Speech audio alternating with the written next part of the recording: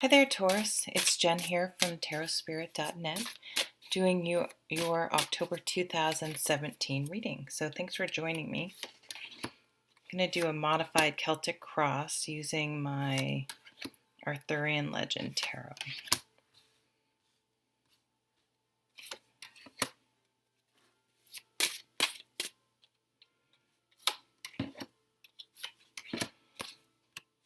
Okay, so at the bottom of the deck is the Five of Cups. And when the Five of Cups comes up,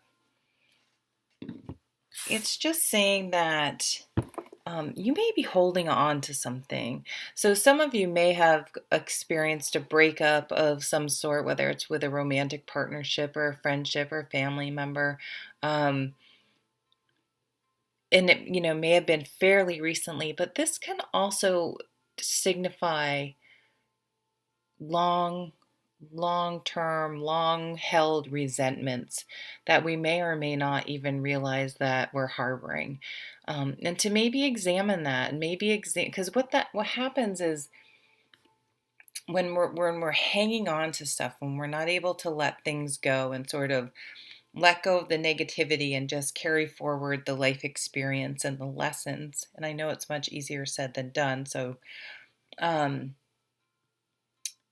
we bring that story into new situations, and um, and it can just cause a lot of trouble that we may not be aware of. So this is just, again, asking you to examine where maybe past experiences are sort of creeping into your situation this month, and where you can, it's time, it's time to let that shit go. Let it go. If you go onto my Facebook page, there's a meditation. I think it's called, like, I can't remember. You have to go look it up. I don't have very many posts on my Facebook page. The link's down below in the show more. But there's a great meditation about that. It's humorous, but honestly, it's like, I mean, sometimes we can sit in meditation and clear our thoughts and blah blah blah blah. And this is like, let the shit go. It's like, come on, guys, it's time to, take charge and really release it. But you have to be able to name what it is you're hanging on to be able to let it go. So I'm gonna turn over all the cards except for those. Oh, nice. Yeah, and you are letting it go.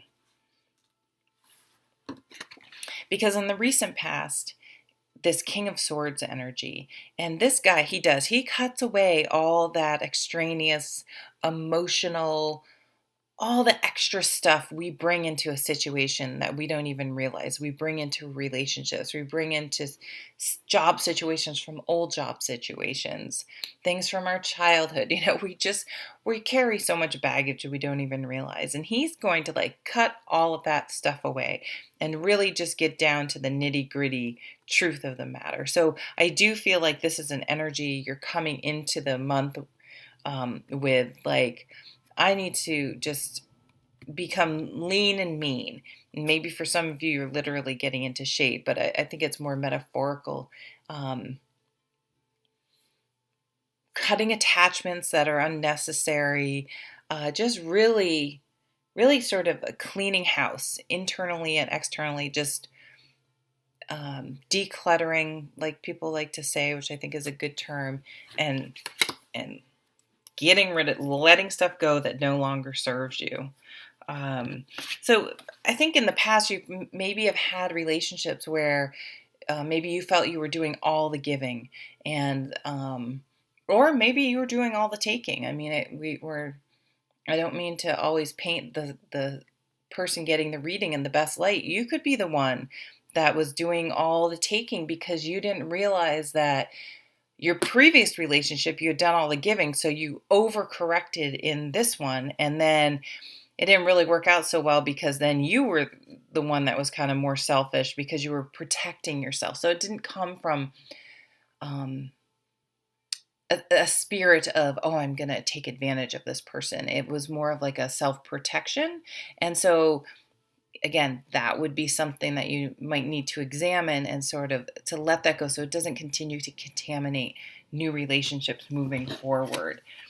And maybe you've felt stuck. Maybe this is coming about because you've been like, sort of harping on, why don't things work out for me? Why do I seem to find myself in these same situations in different areas of my life and I can't seem to just move past it or get to that next level or find that more mature partner or find that job where I'm more respected and valued. And the hangman asks you to look within. And where are you holding yourself back? Where are past experiences and beliefs and thoughts holding yourself back? And it asks you to turn that on its head and look at things from a different perspective. Really hold yourself accountable. And that doesn't mean blaming yourself, but we can only control our part of the situation. And where are ways that you can transform how you have reacted to things and dealt with things.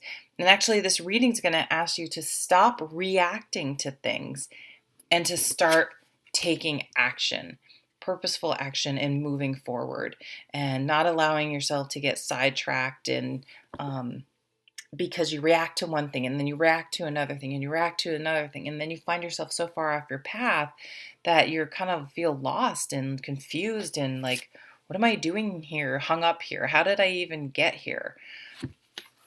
So the chariot is you could even move. You could be like, I'm taking so much charge of my life and accountability and responsibility for my actions. And in doing so, I'm like, I didn't even want to be here. I kind of did this because I felt I was a little too insecure, felt financially insecure, that I ended up staying with this partner and I really never even wanted to be here.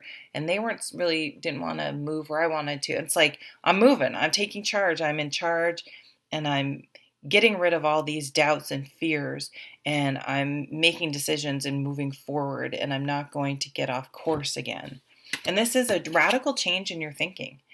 Knights are changed in the suit that they're in, thoughts, swords, thoughts. So how do you need to change your thinking, your perception about your life and your situations and where you end up? And even if you're doing great, like there's another level for you. There's many other levels. Like, don't stop. You can achieve even more than you think you can.